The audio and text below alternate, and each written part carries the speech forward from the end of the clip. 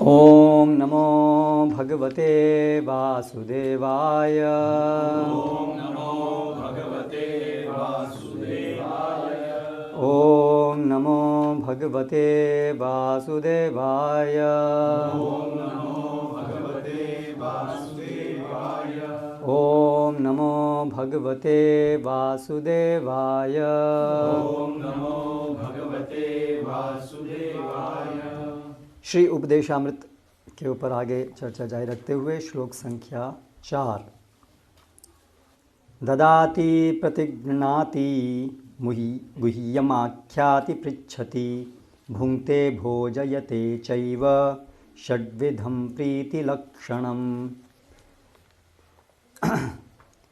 अनुवाद एवं तात्पर्य द्वारा श्रील प्रभुपाद। दान में उपहार देना, दान स्वरूप उपहार स्वीकार करना, विश्वास में आकर अपने मन की बातें प्रकट करना, गोपनीय ढंग से पूछना, प्रसाद ग्रहण करना तथा प्रसाद अर्पित करना, भक्तों के आपस में प्रेम पूर्ण व्यवहार के ये 6 लक्षण हैं। ओम अज्ञानतिमिरान्धस्य ज्ञानाञ्जनशलाकया चक्षुरुन्मिलितं येन तस्मै श्रीगुरवे नमः। श्रीचैतन्यमनोभीष्टं स्थापितं येन भूतले स्वयं रूप कदा मह्यं ददाति स्वपदान्तिकं वन्देऽहं श्रीगुरुशितः श्रीगुरून् वैष्णवांश्च। श्रीरूपं साग्रजातं सहगण रघुनाथान्वितां तं सजीवं साद्वैतं सावधूतं परिजनसहितं कृष्णचैतन्यदेवं श्रीराधा कृष्णपादान् सहगण ललिता श्रीविशाखान्वितांश्च। जय श्री कृष्ण चैतन्य प्रभु नित्यानंद श्री अद्वैत गदाधर श्रीवासादि गौर भक्तबिंद। हरे कृष्णा कृष्ण कृष्ण हरे हरे, हरे राम राम राम हरे हरे।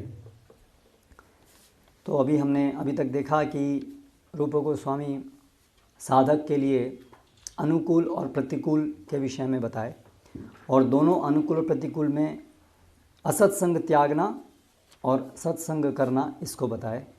तो इस श्लोक में, चौथे श्लोक में और इसके आगे के श्लोक में ये सत्संग कैसे करना है इसके विषय में कुछ बातें बताई जा रही हैं। क्योंकि जो साधु संग है उससे हमारे अंदर जो असत्संग करने की जो वृत्ति है वो नाश होती है। साधु संग के अंदर शक्ति है जिससे कि असत्संग करने की प्रवृत्ति उसका नाश होता है। तो अभी जब हम साधु संग की बात आती है तो उसकी भी कुछ डिटेल्स हैं, व्याख्याएं हैं कि साधु संग किस प्रकार करना चाहिए। तो वो आज इस श्लोक में और अगले श्लोक में बताया। दोनों को हम साथ साथ ही चर्चा करेंगे, दोनों के ऊपर। अगले श्लोक का भी मैं ये पढ़ रहा हूँ, श्लोक और उसका अनुवाद। श्लोक संख्या 5। कृष्णेति यस्य गिरितं मनसा द्रियेत दीक्षास्ति चेत प्रणतिभिश्च भजन्तमीशं शुश्रूषया भजन विज्ञं नन्यमन्य निंदादिशून्य हृदमीप्सित संगलब्ध्या। मनुष्य को चाहिए कि जो भक्त भगवान कृष्ण के नाम का जप करता है उसका मन में आदर करे। उसे चाहिए कि वह उस भक्त को सादर नमस्कार करे जिसने आध्यात्मिक दीक्षा ग्रहण कर ली है और जो अर्चा विग्रह के पूजन में लगा हुआ है।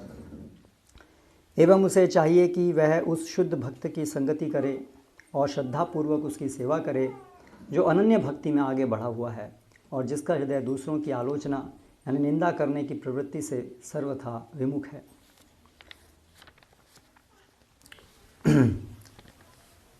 तो साधक को चाहिए कि वो असत्संग त्याग वैष्णवाचार, असत्संग जो कि अलग अलग हमने श्रेणियाँ पढ़ी हैं सत्संग के अंदर। भौतिकतावादी लोग, स्त्री संगी, ये सब, और इनका अर्थ क्या है वो हमने पढ़ा। और फिर असत्संग छोड़ने के लिए भक्त संग। तो अभी जब वो भक्तों का संग करेगा तो भक्तों के संग में पहले श्लोक में सामान्य लक्षण बताए हैं, किस आधार पे, बाह्य लक्षण जिस आधार पे ये साधु संग होता है। 6 लक्षण उसके अंदर बताए हैं। ये जो लक्षण हैं ये एक मध्यम अधिकारी कनिष्ठ, मध्यम और उत्तम अधिकारी के अनुसार इसको संचालित करेगा, इन 6 लक्षणों को। ये जो 6 लक्षण है सामान्य लक्षण हैं भक्तों के एसोसिएशन के। इन लक्षणों को एक मध्यम अधिकारी जो जानता है भक्तों के अंदर अलग अलग स्तरों को, वो अगले श्लोक में बताए गए नियमों के अनुसार ये जो 6 सिद्धांत हैं इनको प्रतिपादित करेगा। जैसे कि उत्तम अधिकारी हैं तो एक मध्यम अधिकारी उनसे पूछेगा और उत्तम अधिकारी उनको बताएंगे। एक मध्यम अधिकारी दूसरा मध्यम अधिकारी के साथ तो वो शेयर करेंगे अपने रियलाइजेशन, लेकिन एक मध्यम अधिकारी उत्तम अधिकारी को शिक्षा नहीं देगा, बताएगा नहीं। उसी प्रकार से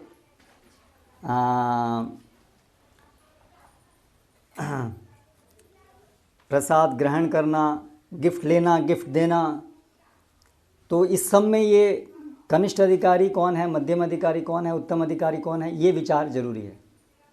तो इसलिए अगले श्लोक में उसकी व्याख्या की है, पर यहाँ पर पहले श्लोक में एक सामान्य पहले नियम बताए हैं, जनरल कैरेक्टरिस्टिक्स, कि इस प्रकार से साधु संग होता है। अब फिर उसमें और विस्तार में कनिष्ठ, मध्यम और उत्तम के साथ कैसा कैसा व्यवहार होता है, उसमें क्या डिटेल्स हैं, वो अगले श्लोक में बताई हैं। तो ये तात्पर्य पहले श्लोक का, यानी श्लोक संख्या 4 का। इस श्लोक में श्री रूप गोस्वामी यह बतलाते हैं कि किस प्रकार अन्य भक्तों की संगति में भक्ति के कार्यों को करना चाहिए। ये 6 कार्य होते हैं। भक्तों को दान देना, बदले में भक्तगण जो अर्पित करें उसे स्वीकार करना। तो जो भी भक्तों को आवश्यक है उस आवश्यकता को ध्यान में रखते हुए उन्हें वो चीज़ देना। तो ददाती, प्रतिगृणाति, और वो कृपावश जो भी हमें दे रहे हैं उसको प्रेम से उसको स्वीकार करना, प्रतिगृणाति। फिर भक्तों से अपने मन की बात कहना, उनसे भगवान की गुह्य सेवा के विषय में प्रश्न पूछना, भक्तों द्वारा दिए गए प्रसाद का सम्मान करना और भक्तों को प्रसाद खिलाना। तो इसमें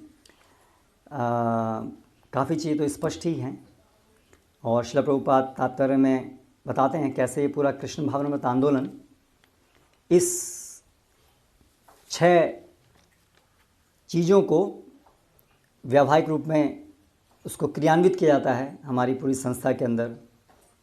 जैसे प्रभुपाद कहते हैं कि जो हमारे वेल विशर्स हैं वो कुछ डोनेशन देते हैं, हम उन्हें कुछ पुस्तकें देते हैं, प्रसाद देते हैं। तो ऐसे ये लेन देन, आदान प्रदान से ये भक्तिमय मित्रता का संबंध बढ़ता है।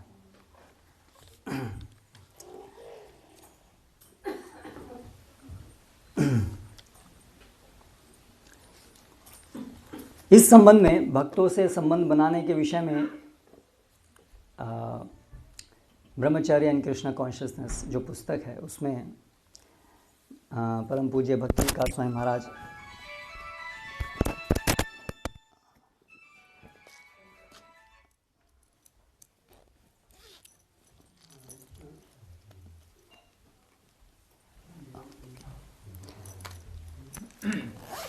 तो वो उसमें समझाते हैं कि भक्तों के बीच में जो संबंध हैं बहुत महत्वपूर्ण हैं, क्योंकि उन संबंधों के द्वारा हमारी भक्ति पोषित होती है।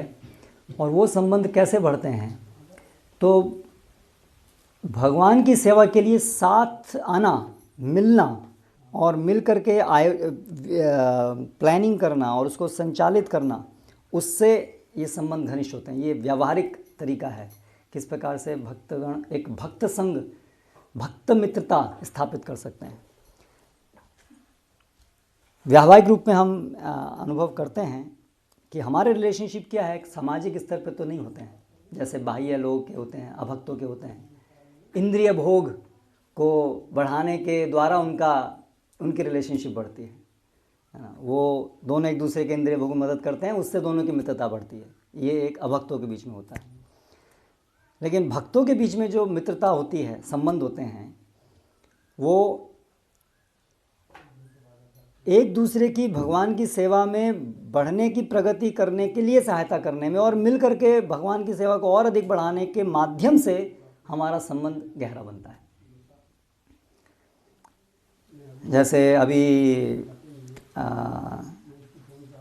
मान लीजिए हमें ये आयोजन हम कर रहे हैं, तो अभी इस आयोजन के संदर्भ में नर्तक गुरुराम प्रभु, मैं और विशेष रूप से कुछ हम भक्त बार बार कितना उसमें हम मिलते हैं, विचार विमर्श करते हैं, प्रयास करते हैं कि कैसे इसको आगे बढ़ाएं। तो उस संदर्भ में हमारी रिलेशनशिप गहरे हुए हैं पिछले कितने सालों से, करेक्ट। उसके अन्यथा सेवा के अलावा तो हम एक दूसरे को कुछ जानते नहीं थे, कुछ नहीं थे। लेकिन अभी ये लंबे समय पर इस प्रकार से एक सेवा में मिल कर के साथ साथ करने से वो संबंध बन रहे हैं, गहरे हो रहे हैं।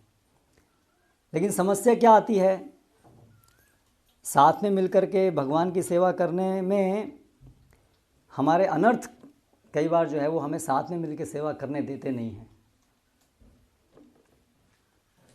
इसलिए फिर हम डर लगते हैं साथ में मिलकर सेवा करने के लिए। कभी कभी अकेले सेवा कर लेंगे, साथ में नहीं करेंगे। मुझे ऐसी सेवा दो जिसमें कि मैं अकेला कर लूँ, साथ में नहीं। क्योंकि जब साथ में मिलकर सेवा कर रहे हैं तो अगर उसमें अन्य कोई हेतु है, या तो इंद्रिय भोग की उसमें अगर भनक है, केवल अगर कृष्ण सेवा के लिए दोनों पक्ष, 2 या 3 या 4 जो भी भक्त मिलकर सेवा कर रहे हैं, तो उसमें कृष्ण सेवा करना वही एकमात्र विचार नहीं है, तो फिर अपने इंद्रिय भोग के कारण सूक्ष्म स्थूल किसी वजह से फिर वहाँ पर संबंध जो है वो खट्टे हो जाते हैं। आई डोंट नीड, इतना हवा आ रही है बहुत अच्छी, उससे डिस्ट्रैक्शन होता है। तो जैसे अभी मान लीजिए हम कोई एक चीज़ को लेकर के अभी साथ में मिलेंगे तो साथ में विचार विमर्श होगा। अब विचार विमर्श होगा तो विचार में भेद भी होगा ऑब्वियसली, और हम इससे बहुत डरते हैं कि अगर विचारों में मतभेद हुआ तो क्या करेंगे। तो लगता है विचारों में मतभेद मतलब जंग, फिर तो लड़ाई हो जाएगी तो वो संबंध और ख़राब हो जाएंगे। तो फिर इसलिए डरते हैं कि साथ में मिलकर। लेकिन अगर वो भक्त मिलकर सेवा कर रहे हैं, यदि वो अनर्थ जो हमारे अंदर हैं, अपना मिथ्या अहंकार, अपने अन्य हेतु, वो अगर बीच में नहीं आने दें तो फिर वो रस उसमें आना आरंभ होता है। और ये जो अनर्थ हैं ये तभी बाहर भी आते हैं जब ऐसे परिस्थितियां उत्पन्न होती हैं जहाँ पर हमें मिलकर के सेवा करनी होती है। इसलिए हम जैसे शुरू यहाँ पर आए थे तो सब भक्त लोग का अनुभव है, नए नए जब हम आए थे तो उससे पहले संबंध एक तरीके से लग रहे थे बड़े अच्छे हैं, और फिर यहाँ आने के बाद फिर लगा कि लगता है ये साथ में रहने से तो संबंध और ख़राब हो जा रहे हैं। तो ये सामान्य अनुभव है, जब भी साथ में हम मिलकर के सेवा करेंगे तो पहले ऐसे होगा, क्योंकि वो अनर्थ जो हैं वो उस समय बाहर प्रकट, जैसे मैं कल बता रहा था, अनर्थ जो हैं वो एक विशेष परिस्थिति में प्रकट होते हैं। जब तक उनको वो नहीं मिलता है कैटलिस्ट, तब तक वो अनर्थ प्रकट नहीं होता है, वो अंदर सोया रहता है। इग्निशन। पोरबंदर वाले आए थे, उनको शुरू करना था तो मेरे से कुछ चर्चा करके मैंने शुरुआत यहीं से किया क्या क्या कैसे समस्या आएंगे स्टार्टिंग। तो जब तक वो इग्निशन पॉइंट मिलता नहीं है तब तक कोई स्पार्क नहीं होता है, तब तक हम सब लगता है कोई अनर्थ नहीं, सब अच्छा चल रहा है। लेकिन जब वो परिस्थितियाँ उत्पन्न होती हैं तब ऐसा होता है, और इसलिए वो साथ में जब मिलकर करते हैं तो विचार विमर्श करते हैं। फिर उसमें एक विचार कोई व्यक्ति व्यक्त कर रहा है और वो विचार अच्छा है, लेकिन अभी हमें लग रहा है कि अरे वो विचार अगर सब मान जाएंगे तो फिर मेरा क्या होगा,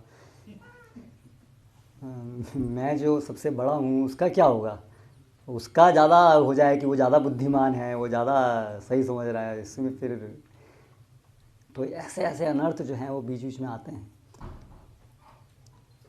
और फिर हम धीरे धीरे फिर छोड़ देते हैं। ऐसे कितने सारे प्रोजेक्ट्स हैं जिसमें कि भक्त लोग मिले और फिर बाद में कुछ समय बाद में वापस मिलकर के कार्य नहीं कर पाए, चले गए। इसमें और भी कारण हो सकते हैं, साथ में मिलकर सेवा ना करने के और भी कारण हो सकते हैं, केवल अनर्थ ही नहीं। ऐसा भी हो सकता है कि उनका जो सेवा करने के प्रति जो एक एटीट्यूड है, मूड है, दोनों ही सिंसियर भी हो सकते हैं, लेकिन उनका जो एक आउटलुक है और जो तरीका है वो काफ़ी भिन्न है, इतना पृथक है कि वो मेल नहीं खाता है। उस वजह से भी ऐसा हो सकता है कि वो साथ में मिलकर सेवा ना करें। लेकिन ज़्यादातर कारण ये होता है, हमारे अनर्थ जो हैं वो बीच में आते हैं। लेकिन अगर हम किसी तरह से ये इस बात से ओवरकम कर जाएं, तो फिर अगर हम वो अनुभव करेंगे कि साथ में रह कर के सेवा करने से कितना आनंद आता है, वो जीवन में खालीपन पूरा ख़त्म हो जाएगा। क्योंकि अनगिनत सेवा है भगवान करने के लिए, हम उसको सेवाओं को लें, चूज़ करें और फिर मिलें। और अगर हमारे अंदर ये भावना शुद्ध रहेगी तो कुछ भक्त तो ऐसे मिलेंगे जो इससे आकर्षित होकर हमारे साथ सेवा करना चाहेंगे। उनको मित्रों की कमी नहीं पड़ेगी। जिसके अंदर सेवा भावना की शुद्धि है उसको कमी नहीं होगी मित्रों की। जनरली जहाँ पर स्वार्थ है वहाँ पर या तो स्वार्थी मित्र बनेंगे और कुछ समय के लिए, क्योंकि स्वार्थ तो टकराएंगे आपस में, टूट जाएंगे एक दिन, या तो फिर एक दूसरे का बैक स्क्रैच करने वाले मिलेंगे, एक दूसरे के इंद्रिय भोग करने वाले। लेकिन वास्तविक मित्रता वहाँ नहीं मिलेगी, या वो लोग एलोन, मतलब ऐसे ही अकेले रह जाएंगे। बहुत सारे भक्त हैं लेकिन हम अकेला अनुभव करते हैं, हमारा कोई नहीं है। ये एक बहुत फ्रीक्वेंट सिंड्रोम है। बहुत बड़ी कम्युनिटी है, 100 भक्त 200 भक्त रह रहे हैं, पर हमें लग रहा है हम अकेले हैं। हम किसी के साथ में मन के तार हमारे मिलते नहीं हैं। तो ये बहुत डेंजरस है, क्योंकि अगर ऐसा होगा तो फिर भक्त हैं लेकिन हम संग नहीं करना जानते हैं। हमारे अनर्थों की वजह से हम संग नहीं कर पा रहे हैं। ये नॉट क्यों? मिल करके वो सेवा करना प्राथमिक नहीं है, हमारे अनर्थ अहंकार वो प्राथमिकता ले रहे हैं। इसलिए हम उसको तोड़ नहीं पा रहे हैं, उसको साइड में नहीं रख पा रहे हैं, उसको पकड़े हुए हैं, और इसलिए फिर वो साथ में मिलकर सेवा नहीं हो पा रही है। तो अगर हम खुद अपने आप में प्रयास करें तो अन्य भक्त कम से कम ये रियलाइज़ कर पाएंगे कि हाँ ये उसके अंदर गुण है, तो उनके अंदर भले ही दूसरे अवगुण भी हों, अनर्थ भी हों, लेकिन कम से कम वो ये गुण देख करके भगवान की सेवा हमारे साथ करने के लिए आ पाएंगे, और इस तरह से टीम बनेगी। कोई भी प्रोजेक्ट को करने के लिए टीम बनानी पड़ती है, और हम देखते हैं कई बार भक्त हैं, कई बार बड़े अच्छे हैं, आइडियाज़ हैं, लेकिन कोई उनके साथ में नहीं रहना चाहता, कोई उनके साथ में नहीं रहना चाहता। अकेले बहुत कुछ कर सकते हैं, लेकिन कितना करेंगे? कुछ टीम तो चाहिए। तो जो सेल्फलेसली, जो कृष्ण सेवा के लिए गंभीर है, वो आकर्षित करेगा सिंसियर डिवोटीज को। टीम और भी तरीके से बन सकती है वो दूसरी बात है, लेकिन शुद्ध भक्तों की टीम के लिए वो आपस में आकर्षित होंगे। तो ये कुछ विचार मेरे मन में आए ये भक्त संघ के विषय में, कि हम थोड़ा अपने हृदय में देखें कि जब भी हम कुछ सेवा कर रहे हैं तो उसमें कहीं हमारे अनर्थ तो बीच में नहीं आ रहे हैं। तो अनर्थों को इसको साइड में रखना है, निकालना है, और फिर ढूंढना है सेवा, क्या क्या सेवा। अनेक सेवाएं, भगवान की सेवा करने की कहाँ कमी है। महाराज लिखते हैं ब्रह्मचर्य बुक में, अनगिनत सेवाएं, और वो सेवा मिलके करने में परम आनंद वहाँ है। रस का सागर वहाँ है, उसमें डूबने की ज़रूरत है। तो फिर खाली अकेलापन कैसे रहेगा? क्योंकि वो सेवा में हम डूब नहीं पा रहे हैं ये अनर्थों की वजह से। तो लीजिए कोई सेवा, कोई भी डिपार्टमेंट जिसमें भी आप हैं। सेल्फ सफिशिएंसी इस्टेब्लिश करनी, ठीक है। जो भी लोग इसमें काम कर रहे हैं, आइए दिमाग लगाइए, बैठिए, प्रभु जी ये प्रॉब्लम है, इसको कैसे करना है, क्या होना चाहिए, ऐसे नहीं, ऐसे होना चाहिए, ऐसे होना चाहिए, चलो ऐसा करते हैं, बोले ऐसा करते हैं। मिल करके विचार करें, उसको मिल करके फिर क्रियान्वित करें, एक दूसरे की हेल्प करें। और मुझे सबसे बड़ा बनना है, ये छोड़ें। जहाँ भी अच्छा विचार आए, very good, nice, should be accepted. जैसे हनुमान जी थे, तो नहीं, उसका वो मुझे एग्जैक्टली ध्यान नहीं आ रहा है। रामायण, वो सभी जब बंदर जा रहे थे उधर सीता जी को ढूंढने के लिए, तो जो उनके लीडर थे वो was leading the camp there, Angad. तो हनुमान या कोई और वानर ने, किसी ने कोई आइडिया दिया, तो उन्होंने उसको बहुत अप्रिशिएट किया, हाँ कितना अच्छा आइडिया है। तो जो लीडर है, जो अन्य लोग यदि कोई सुझाव वास्तव में अच्छा दे रहे हैं तो उसको सहर्ष स्वीकार कर लेना चाहिए। तो उससे जो बाकी हैं उनका भी बड़ा उत्साह मिलता है कि हाँ, यहाँ पर अगर कोई अच्छी चीज़ बताई जाती है तो उसको स्वीकार किया जाता है, वेरी गुड। और यदि दुर्भाग्यवश जो लीडर है उसके मन में है कि नहीं, अल्टीमेटली मेरी सुप्रीमेसी व्यक्त होनी चाहिए, बाकी किसी का वो एक्सेप्ट किया गया तो फिर मेरा अपमान हो जाएगा, ऐसा उसको लग रहा है और वो उसको अनदेखा कर रहा है, तो फिर सबका उत्साह टूट जाएगा, फिर कोई क्यों साथ देना चाहेगा। कई बार स्थिति ऐसी बनती है कि हम उसको अप्रिशिएट, मान लीजिए किसी अप्रिशिएट करना है इसको, इससे मतलब उसका उत्साहवर्धन होगा या उसका अहंकार वर्धन होगा, दोनों के बीच थोड़ा द्वंद्व जैसा हो जाता है। नहीं, देखिए, अगर हमें कोई चीज़ डिसाइड करनी है और कोई अच्छा आइडिया है तो अब इसको केवल इसलिए कि अगर उसका घमंड बढ़ जाए इसलिए उसको स्वीकार नहीं करें तो फिर तो कहीं आगे बढ़ ही नहीं सकते फिर तो। क्योंकि कोई अच्छा आइडिया है, जस्ट बिकॉज उसका अहंकार बढ़ जाएगा इसलिए हम अच्छा आइडिया स्वीकार नहीं करेंगे, इसलिए गलत आइडिया स्वीकार करेंगे।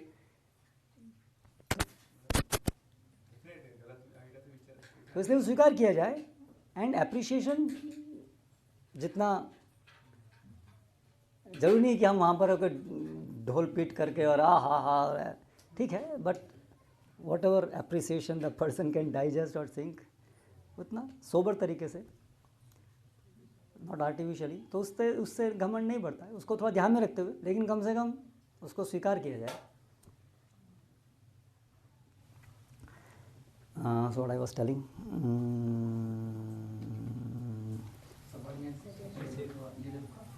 हाँ, तो वो स्वीकार, वो पॉइंट स्वीकार करना चाहिए, वो चीज़ ऐसी कोई चीज़ लिख रही है तो ये सब बहुत मैच्योर्ड, ये मैच्योर्ड कृष्णा कॉन्शियसनेस की बात है। हाँ,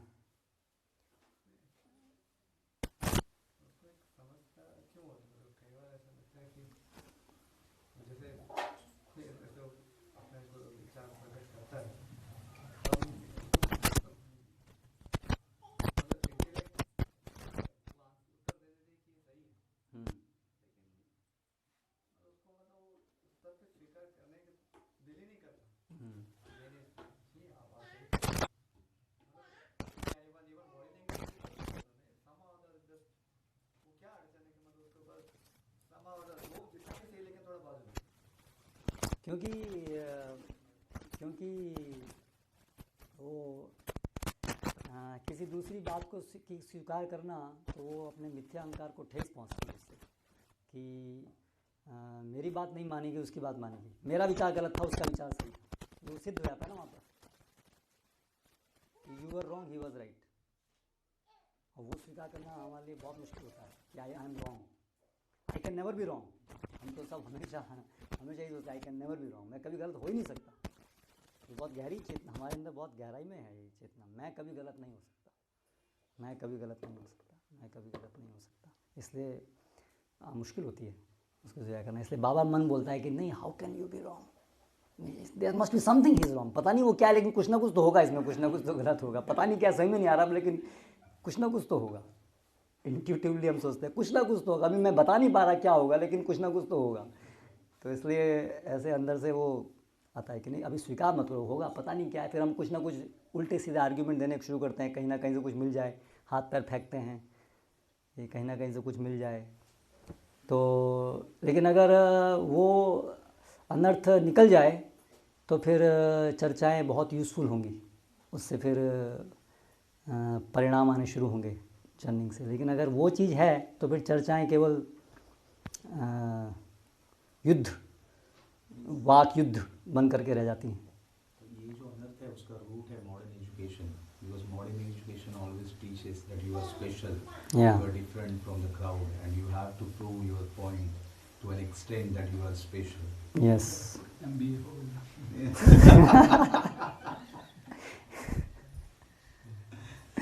या मॉडर्न एजुकेशन या आधुनिक जीवन शैली दिखाती है हम सबसे बड़ा enjoyer, to be a big enjoyer is success of life. सबसे बड़ा आदमी कौन है? जो सबसे बड़ा एंजॉयर है। और वैदिक संस्कृति है जो सबसे बड़ा एंजॉयर है वो सबसे थर्ड क्लास है। जो कृष्ण सेवक है वो बेस्ट है। तो ये उल्टा है ना बिल्कुल, इसलिए समस्या आती है। ओके, तो अभी श्लोक संख्या 5 के अंदर फिर अभी बताया गया है कि ठीक है, अभक्तों को तो छोड़ दिया, अभक्तों में भी ऐसे लोग जो भगवान से द्वेष करते हैं उनको तो छोड़ ही दिया है मध्यम अधिकारी ने। भक्तों के साथ क्या बताया गया है? भक्तों के साथ में मैत्री करने को बताया गया है ना। ईश्वर तद अधीनेषु बालिशेषु द्विषत्सु च प्रेम मैत्री कृपा उपेक्षा यह करोति स मध्यमा। तो भगवान से प्रेम और तद अधीनेषु, जो भगवान के अधीन भक्तगण हैं उनसे मैत्री, बालिशु जो हैं जो कनिष्ठ अवस्था में हैं उनके साथ उनके प्रति दया, और जो द्वेषी हैं उनको उपेक्षा, उनको छोड़ना। तो उनकी उपेक्षा तो कर दी, उनकी बात नहीं कर रहे अभी हम, जिनकी उपेक्षा कर दी। अभी हम बात कर रहे हैं जो तद अधीनेषु हैं विशेष रूप से उनकी बात कर रहे हैं, और बालिशु, ये दोनों की बात कर रहे हैं यहाँ पर। तो एक मध्यम अधिकारी क्या करता है कि जो कनिष्ठ अधिकारी हैं कौन है, पहले तो ये समझना पड़ेगा कनिष्ठ अधिकारी कौन है, मध्यम अधिकारी कौन है, उत्तम अधिकारी कौन है। और कनिष्ठ अधिकारी के साथ को वो मन के अंदर उनके आदर देता है। कृष्णेति यस्य गिरि तम मनसाद्रियेत, मन से आदर देता है, मन के अंदर सम्मान देता है।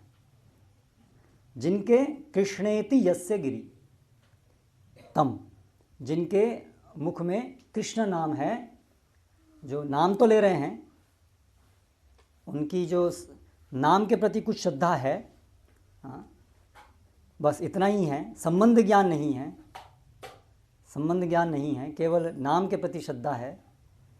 या अर्चायाम एव हरिये, अर्चा विग्रह के प्रति श्रद्धा है, लेकिन भगवत भक्तों के प्रति, उनके प्रति सम्मान, उनकी महानता वो बोध नहीं है, वो सब कनिष्ठ अवस्था में गिने जाते हैं। तो ऐसे लोगों को वो मन के अंदर सम्मान देता है। और जो दीक्षास्ति चेत प्रणतिभिश्च भजंतमीशम, जो भजन कर रहे हैं, जो भगवान का भजन कर रहे हैं, दीक्षा हो गई है। भजन कब से प्रारंभ होता है? जब हम गुरु की शरण ग्रहण करते हैं, गुरु हमको संबंध ज्ञान देते हैं, वहाँ से जो हमारा हरि नाम है वो निरपराध होना शुरू होता है। तो इसीलिए जो हरिनाम दीक्षा है, हाँ, और फिर आगे मंत्र दीक्षा है, वहाँ से संबंध ज्ञान, और संबंध ज्ञान से हमारा जो नाम है वो केवल हरि नाम, वो शुद्ध अवस्था में आना प्रारंभ होता है। वो सिंसियर भजन वहाँ से प्रारंभ होता है जब कोई गुरु की शरण में जाता है। इसलिए भजनम, वहाँ से भजनतम, वो भजन जो भजन में लगा है, इंटेंट है भजन करने के लिए, गंभीर है, वो मध्यम अधिकारी है। उसको चेत प्रणति, उसको दंडवत प्रणाम, मतलब केवल मन के अंदर नहीं बल्कि इवन बाह्य रूप से उसको प्रणाम करना चाहिए। और फिर जो भी पहले श्लोक में वर्णित है उनके अनुसार आदान प्रदान इत्यादि चीज़ों का वो हो। फिर शुश्रूषया भजन विज्ञमनन्यम अन्य निंदादि शून्य हृदि ईप्सित संग लब्ध्या। और जो ऐसे उत्तम अधिकारी हैं, जो कनिष्ठ अधिकारी की तरह भगवान नाम में लगे हैं, मध्यम अधिकारी की तरह जो भजन में बहुत निष्ठावान हैं, और साथ साथ निंदा आदि शून्यम, उनके अंदर ये अनर्थ प्राय खत्म है, दूसरों की निंदा करना। भजन के द्वारा उनकी स्थिति इतनी उत्तम स्थिति में हैं कि वो आत्म सुख के लिए, अपने इंद्रिय सुख के लिए किसी की निंदा करना, ये सब दुर्गुण उनके अंदर नहीं हैं, क्योंकि वो हर जीव के अंदर परमात्मा की उपस्थिति को देख पाते हैं, हर जगह भगवान को देख पाते हैं। इसलिए उनके अंदर किसी से द्वेष, ईर्ष्या, द्वेष वो तनिक मात्र भी नहीं है। ऐसे भक्तों का शुश्रूषया, उनकी तो उनको न केवल प्रणाम करना चाहिए, मन में आदर देना चाहिए, प्रणाम भी करना चाहिए और साथ साथ उनकी सेवा करनी चाहिए। उनसे तो परिप्रश्नेन तद विधि प्रणिपातेन परिप्रश्नेन सेवया, एक गुरु के रूप में उनकी सेवा, उनसे प्रश्न करना, पूछना, ये सब कार्य उनके संबंध में होना चाहिए। बलराम जाओ, सो जाओ, जाओ, थक गए हो, बात, सो जाओ। नहीं तो फिर खड़े हो जाओ।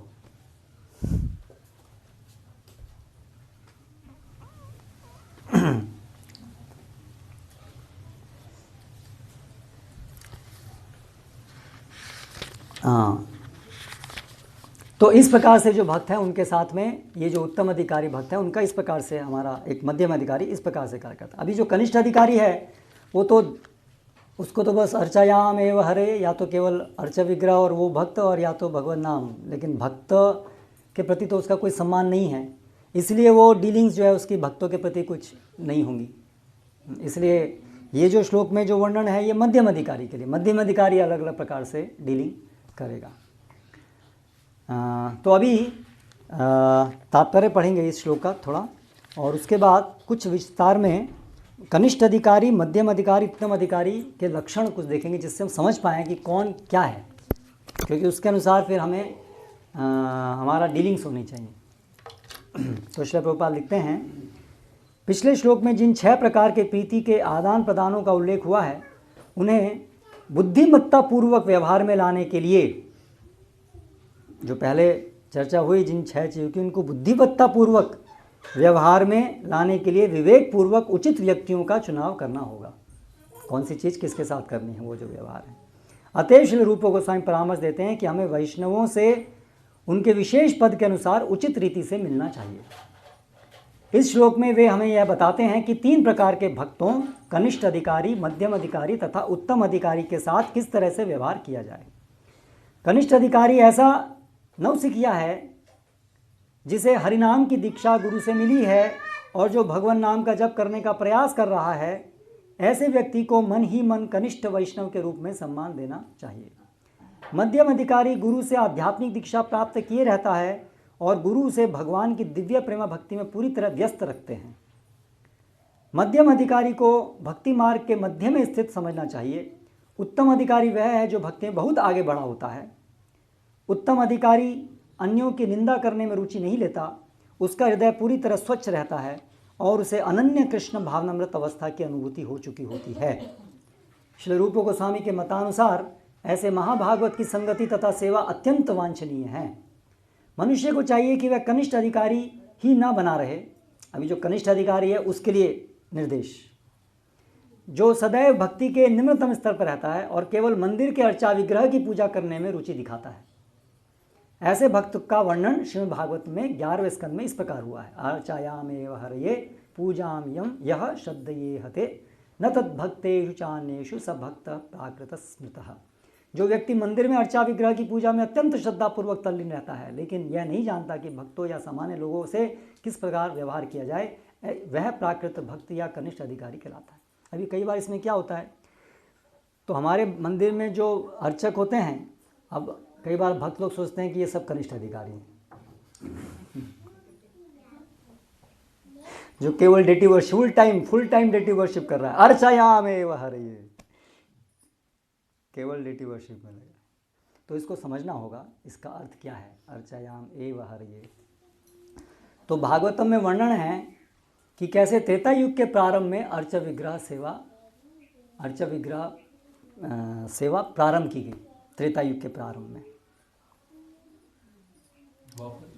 त्रेता युग के प्रारंभ में प्रारंभ की गई। द्वापर में वो बढ़ी चढ़ी, लेकिन प्रारंभ उसका त्रेता युग के प्रारंभ में हुआ। क्यों करना पड़ा? सतयुग के अंदर सबकी स्थिति ऐसी थी कि सब लोग परमात्मा का दर्शन हर जीव में कर पाते थे। हर जीव को देखते थे तो उनके अंदर परमात्मा को देखते थे। अभी जब परमात्मा को देख रहे हैं तो उसका मतलब ये नहीं कि सभी के साथ एक जैसा व्यवहार करते थे। और भागवत में वर्णन है कि जिस जीव की परमात्मा की अनुभूति जिस स्तर की है उस स्तर के अनुसार उसको सम्मान दिया जाता है। तो इसलिए मनुष्य जो है वो उसका एक स्तर है, जानवरों का एक स्तर है, लेकिन वो व्यक्ति सब में देख पा रहा है कि सब में परमात्मा है, इसलिए किसी के प्रति हिंसा नहीं करता है, किसी के प्रति द्वेष नहीं करता है, क्योंकि जानता है सब शरीर सब क्या है, मंदिर हैं, इसमें परमात्मा का वास है, इसलिए किसी के प्रति हिंसा का भाव नहीं था। ये सतयुग की कहानी है, सतयुग की बात है। लेकिन फिर त्रेता युग जब प्रारंभ हुआ तो फिर विकार उत्पन्न होने लगे और आपस में मनमुटाव शुरू हुए, हिंसा और द्वेष शुरू हुआ त्रेता युग के प्रारंभ से।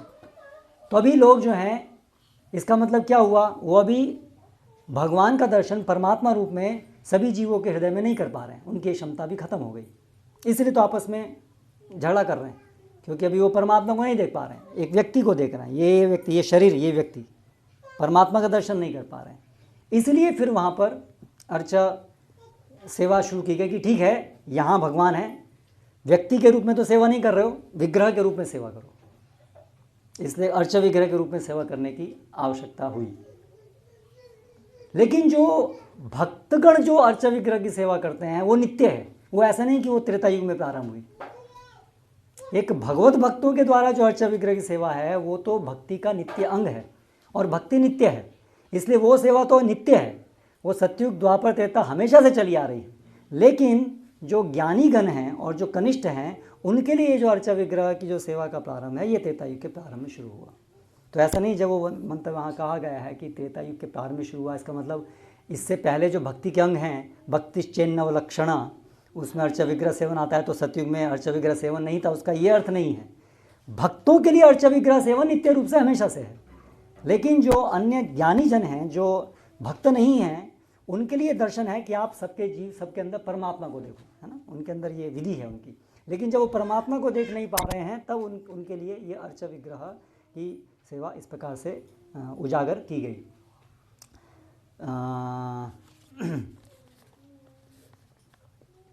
तो जो भक्तगण अर्चा विग्रह की सेवा में लगे हैं वो भक्तगण हैं, वो ज्ञानी जन नहीं है जिनके लिए वो बात आ रही है, या वो कनिष्ठ अधिकारी नहीं है जिनके लिए केवल वो अर्चा विग्रह की पूजा करते हैं, भक्तों को कोई सम्मान नहीं करते। नहीं, वो जो अर्चा विग्रह की पूजा कर रहे हैं, अपेक्षित तो यही है कि उनके अंदर संबंध ज्ञान है, उन्होंने हरिनाम दीक्षा ली है, उनको संबंध ज्ञान, और उसके बाद उनको पंचरात्रि की दीक्षा दी गई है, उनको मंत्र दिए गए हैं, जिससे कि वो मंत्र क्या होता है, भगवान नाम, और उसके अंदर ऐसी अन्य नाम हैं जो भगवान का और उनका संबंध भी दिखा रहा है, इसको मंत्र बोलते हैं। अलग अलग बीज मंत्र इत्यादि जो होते हैं उसमें सब अन्य अन्य अवजय होते हैं, तो उससे वो संबंध भी स्थापित है, नाम है और नाम के साथ संबंध है। तो इसलिए जो भक्तगण जो अर्चा विग्रह की पूजा कर रहे हैं, जो ये भक्ति का अंग है, तो ऐसा नहीं कि वो उस कनिष्ठ अवस्था में हो, बाकी कोई भी व्यक्ति कनिष्ठ अवस्था में हो सकता है अपनी मेंटालिटी के द्वारा। कोई भी दीक्षित भी है, कैसा भी, यदि उसकी मेंटालिटी, यदि वो खुद मैच्योर नहीं हुआ, यदि वो खुद भक्तों का सम्मान करना नहीं जानता, हाँ, मध्यम अधिकारी, उत्तम अधिकारी, तो फिर वो कनिष्ठ अवस्था में रह सकता है। लेकिन ऐसा नहीं बाय डिफ़ॉल्ट कि जो भी अर्चा विग्रह की सेवा कर रहा है वो कनिष्ठ अधिकारी, उत्तम अधिकारी भी हो सकता है, उत्तम अधिकारी भी अर्चा विग्रह की सेवा करेंगे। हाँ, लेकिन विशेष रूप से जो कनिष्ठ अधिकारी हैं उनके लिए अर्चा विग्रह की सेवा बताई गई है, क्योंकि वो भक्त प्राय हैं। तो उनको भक्तों की सेवा कैसे करनी है वो नहीं पता, इसलिए उनके तो केवल एकमात्र की अर्चा विग्रह की ही सेवा कर पाएंगे इन दैट सेंस। फिर एक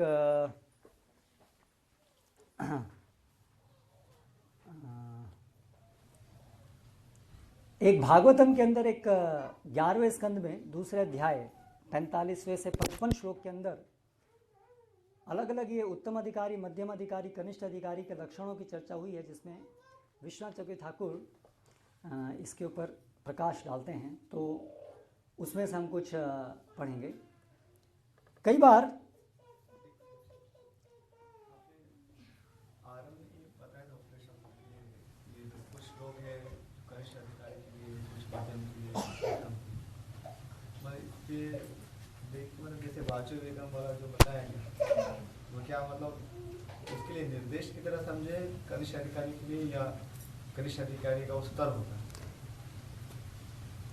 कनिष्ठ अधिकारी का वो स्तर होता है, स्तर है प्रशिक्षण शिष्या या उसके लिए निर्देश है? मतलब उसे एग्जैक्टली उसे कनिष्ठ अधिकारी के लिए उपदेश नहीं, लेकिन वो भक्ति का प्रारंभिक उपदेश कहेंगे उसे।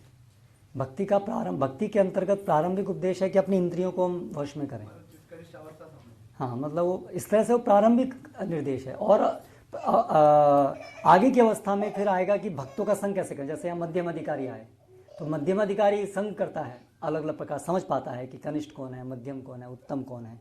अभी कनिष्ठ के लिए तो ये उपदेश आएगा ही नहीं। जो कनिष्ठ अधिकारी है तो ये जो है भक्तों का संग कैसे करना है, क्योंकि उसको तो भक्तों का संग करना ही नहीं आता है, तो इसलिए ये निर्देश उस पर लागू नहीं होंगे। उसी प्रकार से जो राधा कुंड में उनकी महिमा वहाँ स्नान करने की बात है, वो मध्यम अधिकारी और उनके ऊपर भी लागू नहीं होगी, वो उत्तम अधिकारी के ऊपर लागू होगी।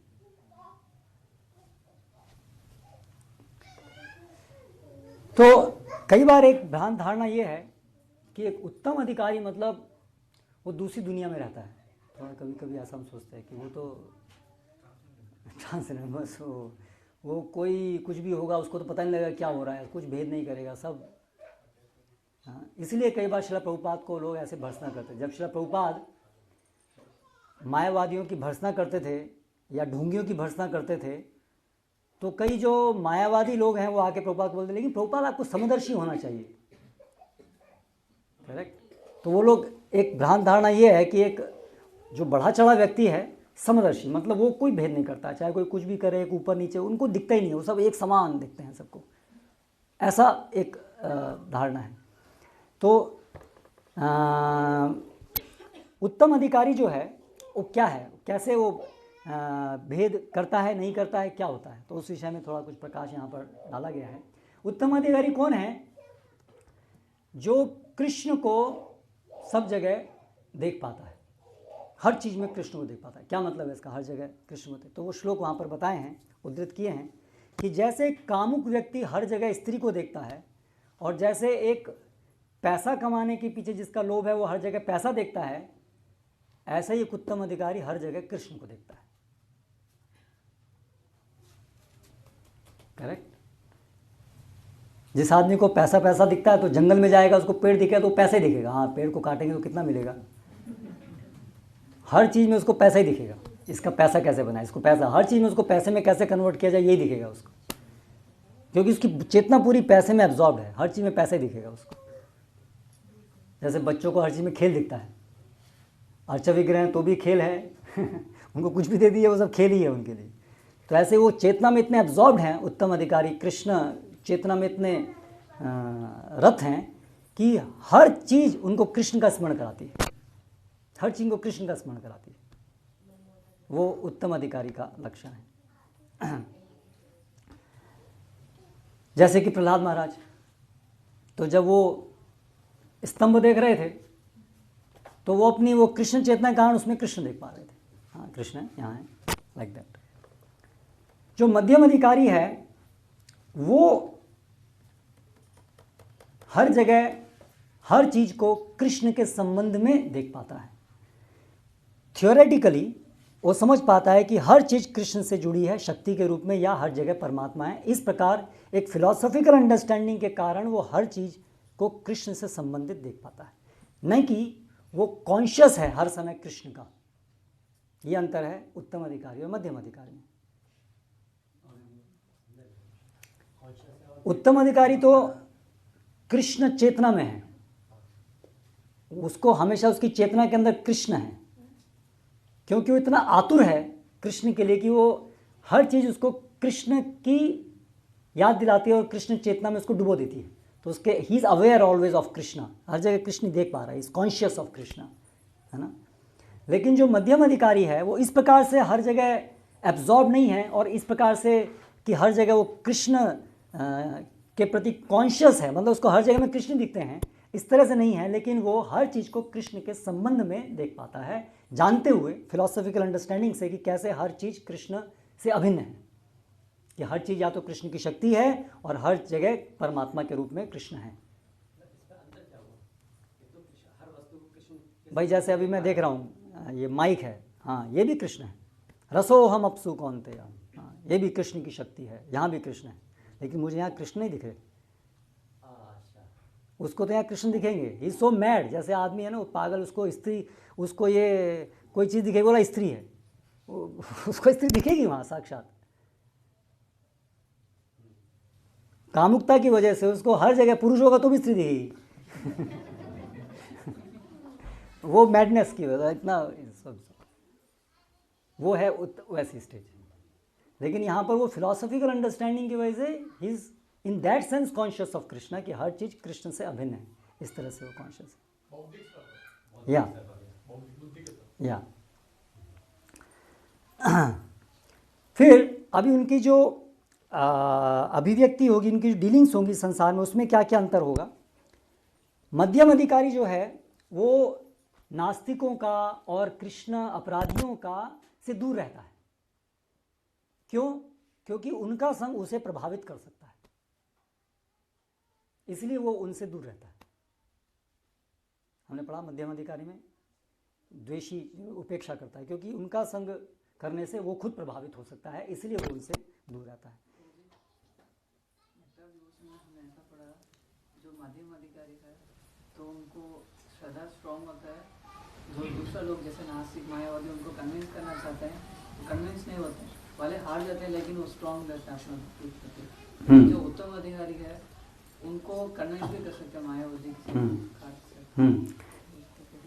हाँ, मतलब उसकी निष्ठा जो है, उसकी जो दृढ़ता है कि अगर कोई मायावादी आ गया, उसने जाकर के उन्होंने संग नहीं किया, वो जाकर के नहीं मिल रहा, वो तो अवॉइड ही कर रहा है, बट गले पकड़ लिया किसी ने मायावादी ने और सुनो सुनो सुनो ये विचार सुनो, तो ऐसा नहीं कि उसको सुन के उसकी श्रद्धा जो है वो खत्म हो जाएगी, है ना, कि अरे हाँ बात तो सही कह रहा है ये भी, हाँ बात तो सही है, ऐसा नहीं होगा उसके साथ। वो समझ रहा है ये है बकवास सब, लेकिन वो उससे प्रभावित हो सकता है, उसकी खुद की स्ट्रेंथ वीक हो जाएगा, वीक हो सकता है। ऐसा नहीं कि श्रद्धा खत्म हो जाएगी, but he will get affected, मध्यम अधिकारी, इसलिए वो उससे कंटेमिनेट हो सकता है।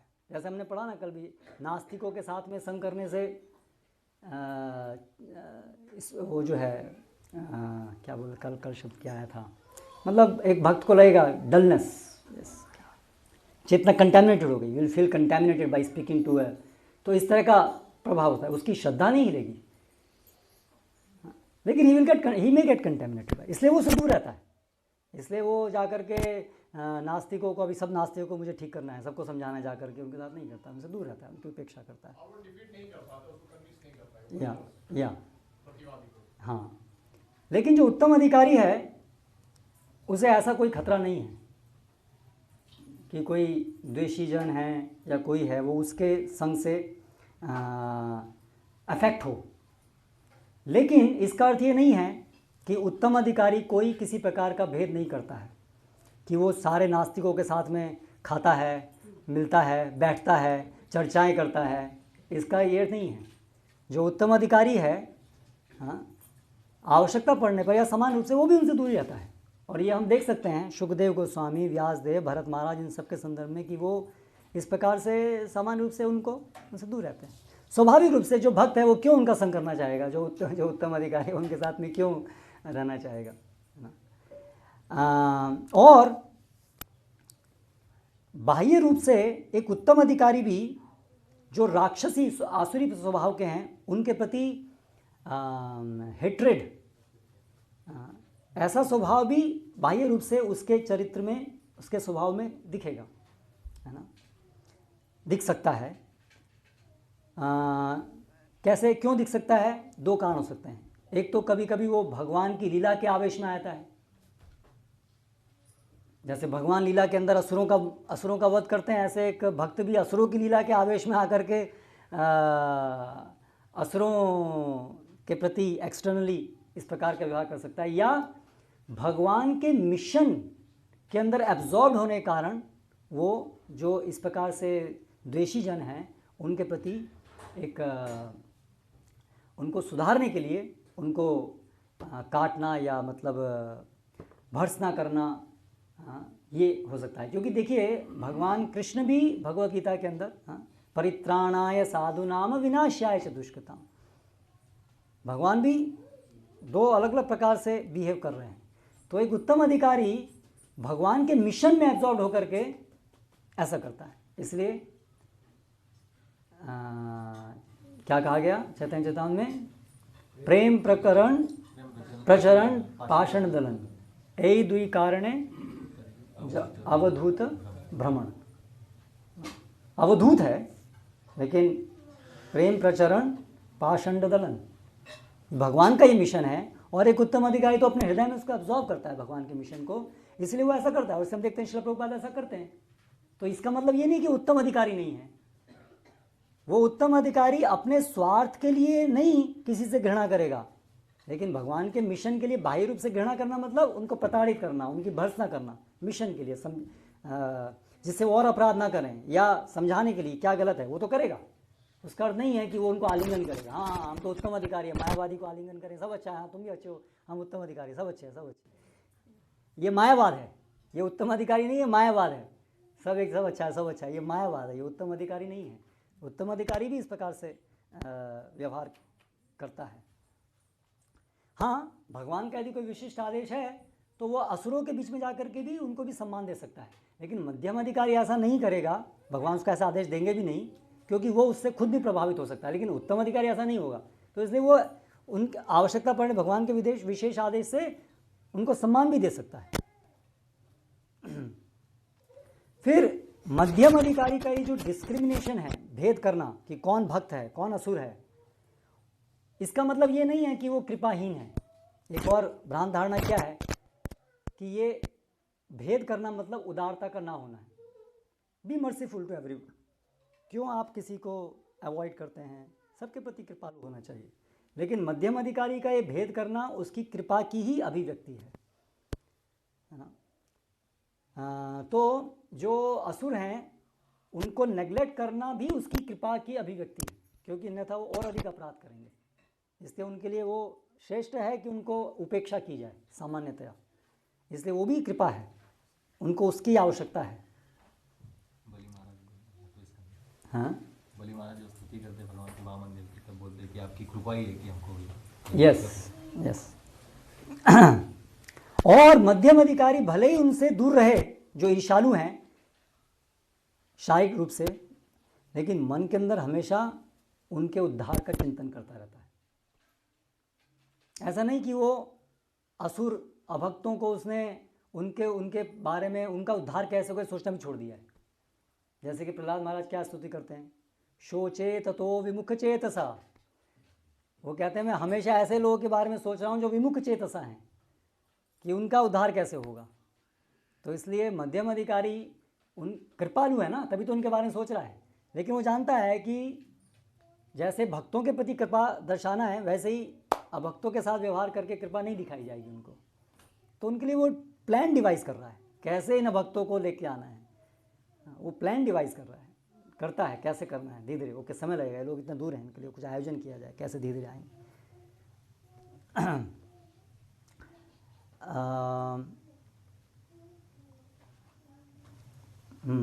फिर भक्तिदान सरस्वती महाराज विशेष रूप से भर्त्सना किए कि हमें श्रद्धाहीन लोगों को भगवान नाम उनके मुंह में डालना नहीं चाहिए।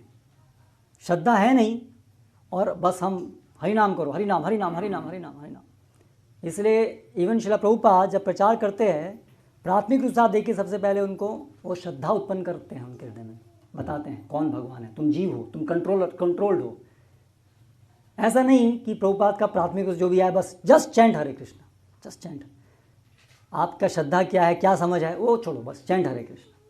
उससे क्या होगा दुष्परिणाम? ऐसे जो कनिष्ठ अधिकारी हैं वो महाभागवतों के प्रति अपराध करना शुरू करेंगे, मध्यम अधिकारी उत्तम अधिकारी के प्रति, क्योंकि वो अपने को महाभागवत समझना शुरू कर देंगे। We are chanting 64 rounds, proper understanding नहीं है। हमने केवल उनको प्रीच किया, बस चैंट चैंट जितना हो सके चैंट चैंट चैंट चैंट, और कोई संबंध ज्ञान दिया नहीं। वो चैंटिंग चैंटिंग चैंटिंग, और वो सोचेंगे कि हाँ देखो हम इतना जब करें। अरे तुम कितनी माला करते हो? केवल 16 माला करते हो। हम 16 से माला करते हैं। हम बाबा जी हैं, हम लोग तो राधा कुंड में सिद्ध प्रणाली लेकर के हम अपना भजन साध रहे हैं। और ये लोग सब, ये प्रभुपाद ने जो बताया ये सब क्या, ये तो कनिष्ठ लोगों के लिए है। ऐसा करके वो लोग क्या करेंगे? अपराध करेंगे मध्यम और उत्तम अधिकारियों का, और इस तरह से नरक में जाएंगे। कनिष्ठ अधिकारी का एक लक्षण होता है कि वो अपने को गुरु बनाना चाहते हैं इमेच्योरली।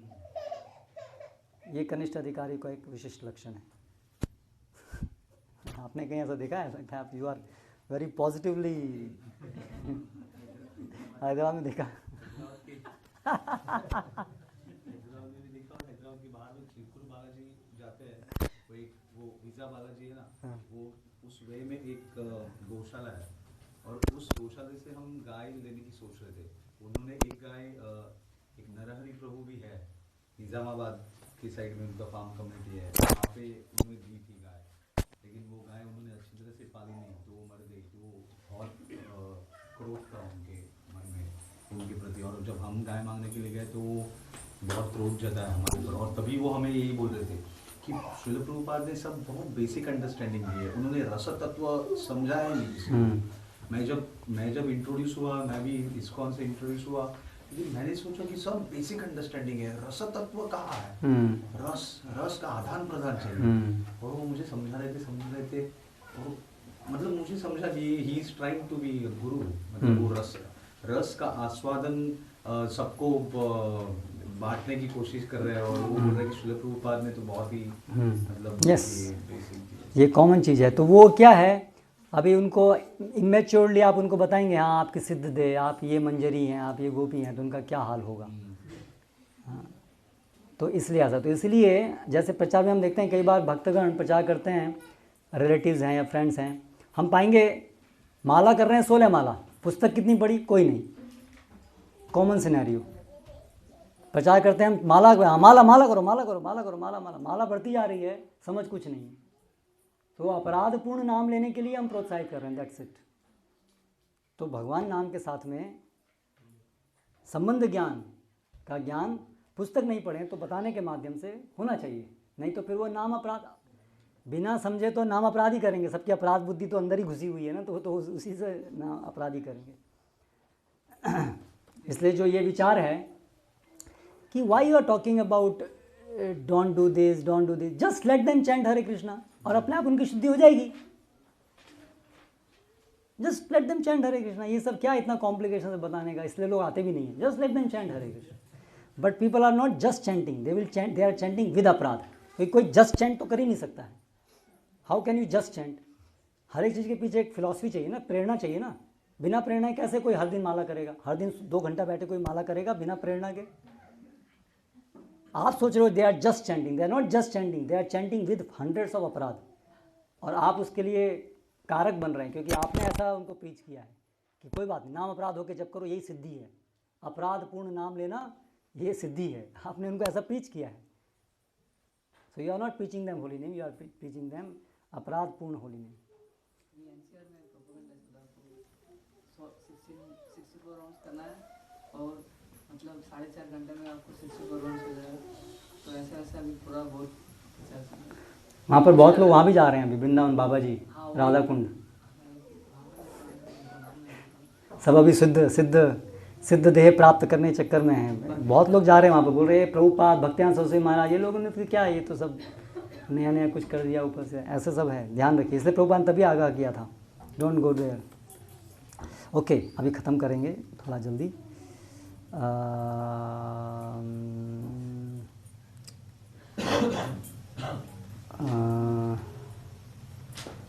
अच्छा, अभी कनिष्ठ अधिकारी के विषय में। कनिष्ठ अधिकारी एक तो अर्चा विग्रह कोई केवल देखता है, या तो बस हरिनाम और बाकी भक्तों के प्रति कुछ नहीं है, और फिर वो मध्यम और उत्तम अधिकारी को अप्रिशिएट नहीं कर पाता है। वो सोचता है वही बेस्ट डिवोटी है। आत्मनो भक्ति दर्पतः अर्चायाम एव संस्थितम विष्णुर्ज्ञात्वा तद अन्यत्र नैव जानाति यह पुमान। वो क्या सोचता है, भगवान तो केवल मंदिर में ही है, बाहर नहीं है भगवान, मंदिर में ही है, इसलिए बाहर अपराध करता है और फिर मंदिर में आता है। क्योंकि बाहर अपराध करता है, क्योंकि बाहर भगवान नहीं, कौन देख रहा है, कोई नहीं देख रहा, इसलिए बाहर अपराध करता है। क्योंकि उसकी बुद्धि ऐसी होती है कि भगवान केवल मंदिर में ही है, ये जो मूर्ति है यही भगवान है बस, और भगवान को कहीं नहीं, ही कैनॉट सी। लेकिन एक उत्तम अधिकारी है या मध्यम, ही कैन सी कि भगवान तो सब जगह हैं, परमात्मा है, सब जगह हैं, करेक्ट, तो वो कहीं भी अपराध नहीं करेगा। लेकिन जो कनिष्ठ अधिकारी है ये पाप करेगा, अपराध नहीं, पाप करेगा, क्योंकि सोचता है भगवान बस यही है जो विग्रह में है। फिर दूसरा एक महत्वपूर्ण लक्षण कनिष्ठ अधिकारी का कि वो भौतिकतावादी लोगों की जो भौतिक गुण हैं उनको देख करके बड़ा वो उसके प्रति उनकी बड़ी अच्छी भावना होती है उसकी, वो बहुत अप्रिशिएट करता है, भौतिकतावादी लोगों के भौतिक गुणों को बहुत अप्रिशिएट करता है। ये एक कनिष्ठ अधिकारी का विशिष्ट लक्षण है। इसलिए आप देखिए ऐसे लोग जब प्रचार करते हैं तो विशेष रूप से हमेशा ध्यान देते हैं कौन डॉक्टर है, इंजीनियर है, और हमेशा उनके मन में उनके प्रति विशेष श्रद्धा रहती है, is a doctor, is a engineer, या खुद के प्रति रहेगी, I am this, I am that.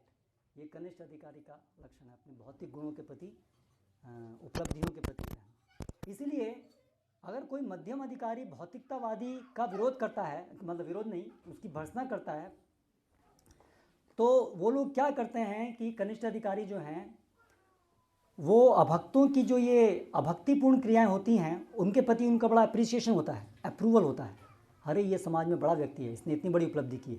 तो जब कोई मध्यम अधिकारी प्रचार करता है और वो सारी अभक्तिपूर्ण चीज़ों की भर्त्सना करता है तो ऐसे कनिष्ठ अधिकारी उस मध्यम अधिकारी का विरोध करते हैं।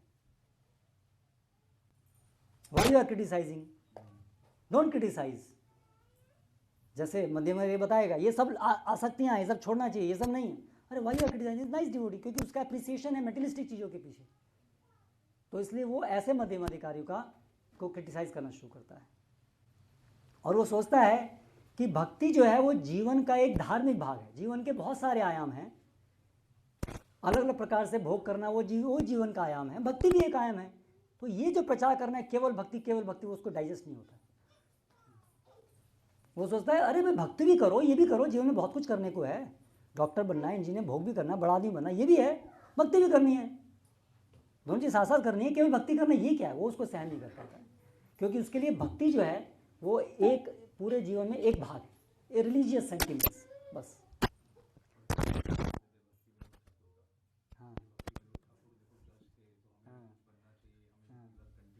क्योंकि उनका अप्रिसिएशन होता है कि ये रियल जीवन में सिद्धि तो ये है, ये बड़ा आदमी बनना ये वास्तविकता है, बाकी भक्ति साथ साथ जितनी हो जाए, पर ये रियल अचीवमेंट है, उनकी श्रद्धा होती है। इसलिए वो खुद भी ऐसे सोचते हैं, दूसरों को भी ऐसे ही प्रचार करते हैं। ये कनिष्ठ अधिकारियों का लक्षण है। तो हम देख सकते हैं ऐसे कनिष्ठ अधिकारी हैं ना, प्रचार कर रहे हैं, ऐसे लोग बढ़ रहे हैं मूवमेंट के अंदर, है ना। जब भक्तियान स्वामी माँ ने देखा कि कनिष्ठ अधिकारी की संख्या बढ़ रही है तो फिर वो चले गए। तो ऐसा होता है। तो हमें जो है कनिष्ठ अधिकारी की संख्या नहीं बढ़ानी है, उनको कन्वर्ट करना है मध्यम में, ना कि वो वहीं कनिष्ठ है, तो फिर ख़त्म हो जाएगा movement. Okay okay okay okay okay okay अन्य गुण उत्तम अधिकारी के, बस अंतिम 2-3 मिनट।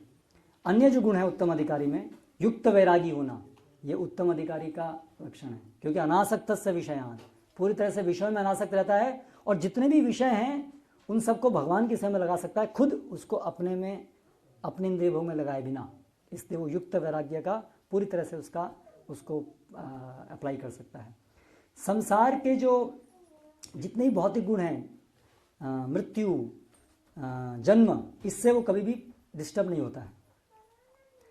हाँ, फिर भूख, प्यास, डर, ये सब, और इंद्रियां जब शिथिल होती हैं, मतलब वीक होती हैं, तो उससे उसका हरि स्मरण प्रभावित नहीं होता है। शरीर जब फटीग हो तो उसका हरि स्मरण प्रभावित नहीं होता है इन सब चीज़, डर से, और डर तो होता नहीं है, बाकी सब चीज़ें हैं उसका हरि स्मरण प्रभावित नहीं करती हैं उत्तम अधिकारी का। लेकिन हमारा क्या हाल होता है हम जानते हैं।